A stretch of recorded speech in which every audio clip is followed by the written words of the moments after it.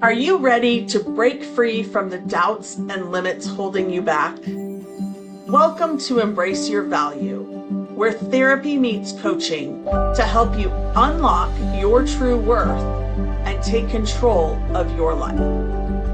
Hi, I'm Kristen, a trauma therapist dedicated to helping you heal, break old patterns, and reclaim your power. And I'm Jen, your support coach, here to show you how to set fierce boundaries, embrace self-compassion, and step boldly into the life you deserve.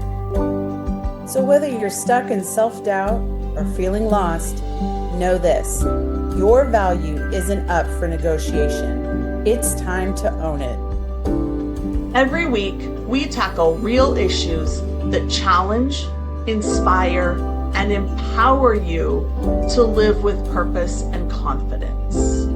So grab your favorite drink, take a deep breath, and let's get started. Because you're not here to play small. It's time to embrace your value. Hello, everyone. I want to start out by saying something very clearly. If you feel burned out, unmotivated, exhausted, or stuck, it's not because you're lazy. And it's not because you lack discipline, drive, or desire. Burnout is not a character flaw. It's a capacity issue. And that distinction matters more than most people realize. Because when we mislabel burnout as laziness, we don't rest. We push harder. We shame ourselves. And we actually make the burnout worse. You can go into a spiral. You can dig yourself into a shame hole. So from a nervous system perspective, burnout happens when the demands placed on you consistently exceed your capacity to meet them. Not just physically, emotionally, as we women generally are, relationally, mentally. A lot of women carry the emotional, the relational, and the mental load of relationships. Capacity is not fixed. It fluctuates. That is something to really hear. This is not I have to be 100% all the time. It's recognizing that your 100% looks different every day. And many women listening to this are running on borrowed capacity. They are the reliable ones, the capable ones, the ones who handle things. So when their system starts to slow down, it can feel terrifying. Your body isn't giving up. It's protecting you. Burnout is often the nervous system saying, I can't keep doing this without support. And here's what often gets missed. You can love what you do and still be burned out. You can be good at something and still be depleted. You can want to show up and still feel like you have nothing left. Two things can always be true at the same time. Burnout doesn't mean you don't care. Of course you care. It means your capacity has been stretched without enough recovery. And when recovery is skipped long enough, the body forces a pause, a physical pause. This isn't your body punishing you. It's your body preserving you. Kristen, I'm so glad you're naming this because I see how deeply personal burnout feels to so many women. And I know myself, I have felt it. I spent a lot of years thinking I was lazy because I didn't want to get up and do something after a really long, hard day of work. And most of it was mental work. But that mental work, that is something we never talk about. How much the mental capacity takes out of us and how much it can drain us. And the women that I talk to, and I know for myself, I did the same thing. we don't say things like, I'm burnt out. We say, what's wrong with me? Why can't I just do what I used to do? Why does everything seem so heavy now? Why is there always so much? And we turn that inward. But if we can stop and look at our lives and really say, am I wrong? Or is there just a lot going on and I've really not given myself a break? Because most of the time when we do that, we notice it. It makes complete sense. We've been holding families together, careers together, emotional labor together. That's what I was talking about in the beginning, like all the emotional stuff that we do. And we do that often without anyone asking what it costs us. Because burnout isn't about doing too little. It's about doing too much for too long without enough permission to stop. One of the things I love to say to clients is you don't have to earn your rest. And I know Kristen says it to her clients because it's a true statement. Earning rest is not something we have to do. Rest is a right for you. You get to rest when you need it. But here's the part I really want you listeners to hear. You don't build capacity by pushing through burnout. You build up your capacity by honoring your limits, by letting yourself do less without making it mean less about you. Did you catch that? You get to let yourself do less, and it doesn't mean anything's wrong with you. Doesn't mean that you are less than. It actually means you are listening to yourself. You're honoring what you need. Because if you wait until you collapse before you allow yourself time to slow down, your body will break down. You will get sick. The stress of it all will definitely physically, emotionally make you sick. Burnout isn't information. It's your system asking for change, not criticism. And this is where boundaries matter so much. Because burnout can be and often is a boundary issue that went unaddressed for too long. Not because you didn't know your limits, but because honoring them felt unsafe. It was unsafe to disappoint, unsafe to ask for help. I hear that one all the time. I have to do everything myself. That's not true. Unsafe to do less than what's expected. You know what? Some people expect too much of us. And usually it's us that expect too much of us.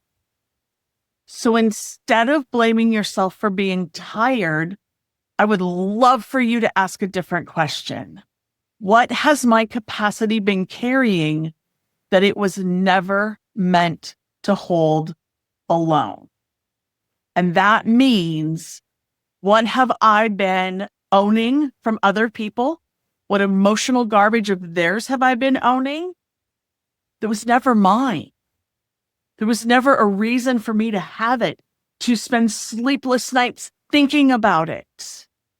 Those are the things that we get to finally let go of. I actually had this conversation with a client this morning, just talking about how she did not have to own the emotional garbage from someone else. She didn't have to take that on for them. She needed to take on and regulate her nervous system for her so that when that garbage comes up for that person and they lash out at her, she can then say, not mine, and I can't deal with it for you. You have to figure out how to deal with it. but I'm going to take care of me. And when you're ready to have a different conversation, I am here for you. And that's an adult way to handle things. And I don't mean it like we're acting like children. I mean it like we get to handle it in our way. And that's the beautiful, beautiful part of it all. Yes. Thank you for sharing that, Jen. So before Jen starts the challenge for the week, which I'm excited for, I just want to say one important thing. If you noticed resistance to this, or even a part of you wants to opt out, that makes sense. When we've been operating beyond our capacity for a long time, some of us for decades, slowing down can feel unfamiliar, foreign, or even unsafe. So if anything, we're inviting you to do this week, or really any week, feels tender, you're not behind, you're not doing it wrong. This isn't about fixing yourself. We don't have to always fix ourselves. We just have to recognize, understand, and grow, right? When we fix something, that means it's broken. We're not broken. We're not broken people. We just need to push through, to regulate, to take some time for ourselves, like whatever space you're in. We don't have to fix. It's about letting your nervous system experience what it's like to be listened to and honored and respected. Yes, 100% yes. So before we wrap up, I want to offer you a gentle challenge for the week ahead. This is just a reflection challenge, and it's going to be simple, and you don't have to do it perfectly. It's not about doing more. It's really about noticing what's already happening. For the next 7 days, I want you to practice one thing. Each day, you can do this ideally in the morning. Do it while you're brushing your teeth, and you don't even have to say things out loud. You could always journal it if you like to journal. You know I believe in journaling. So you could write it down. You can audio it to yourself, however you want to do it. But each day, pause and ask yourself one question. What is my capacity today? Now, it's really important that you don't say, well, my capacity yesterday was this, this, and this, so I can handle all of that today. Nope. We don't care what your capacity was yesterday. Not what you think your capacity should be, just what you feel like it is in that moment. Do you feel like you can do 3 big things today or 3 things today? Do you feel like you can only do 1 thing today? Doesn't matter. Whatever your capacity is. Some days I get up and I say, I do not have a capacity to listen to a bunch of people argue or go back and forth. So I don't do like couples therapy and stuff like that because I don't usually have the capacity for it. I don't do the drama very well. That's just me.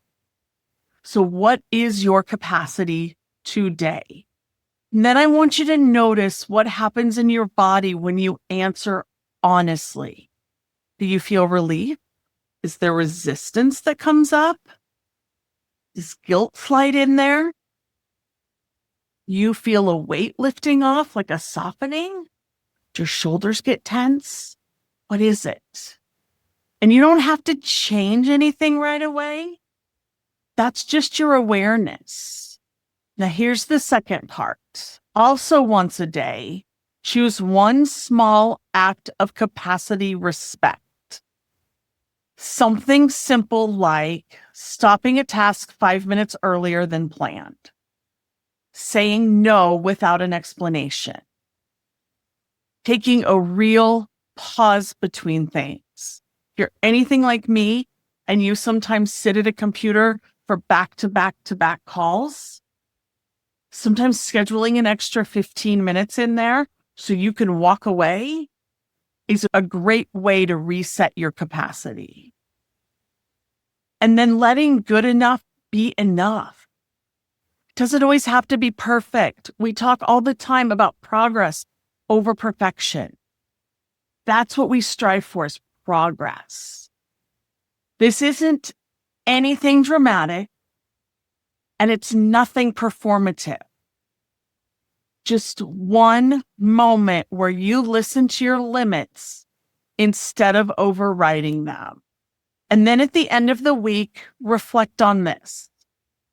What changed when I stopped treating exhaustion like a problem to fix and started treating it like information? There's no right answer. What matters is that your body starts to experience something new.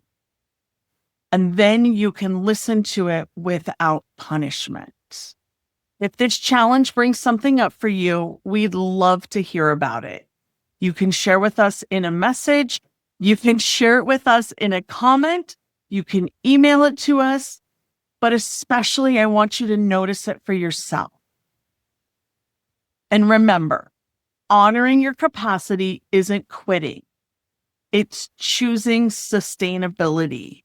And that's what's so important, to be fully present in your life and have a life that you can sustain. I love that question. What changed? I ask it all the time in different formats. It's such an important place to land, because healing burnout doesn't start with doing more. Why would more make more better? It starts with listening to the signals that your body has been sending for a while, listening to your heart and your soul. Burnout doesn't require a dramatic life overhaul. It requires small, consistent moments when your system experiences relief. Moments where you choose rest without justification. I have to do these dishes before I can sit down. I have to make sure this happens before I can do this. I need to do 15 things before I go to bed. Right? That's a big one. Moments where you stop proving your worth through output. You are not the things you do. Moments where you let enough be enough.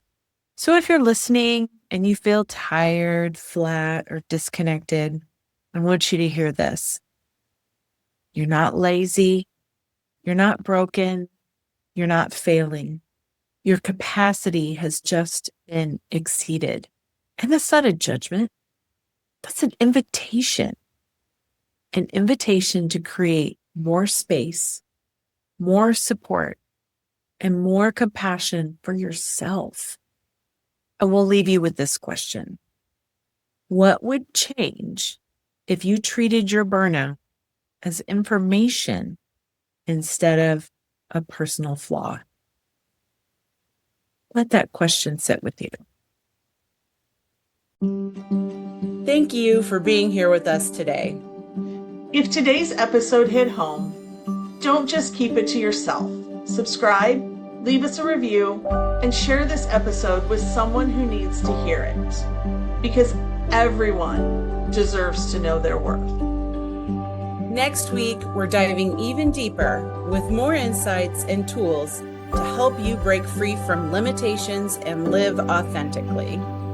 Until then, keep raising your standards, owning your worth, and embracing your value.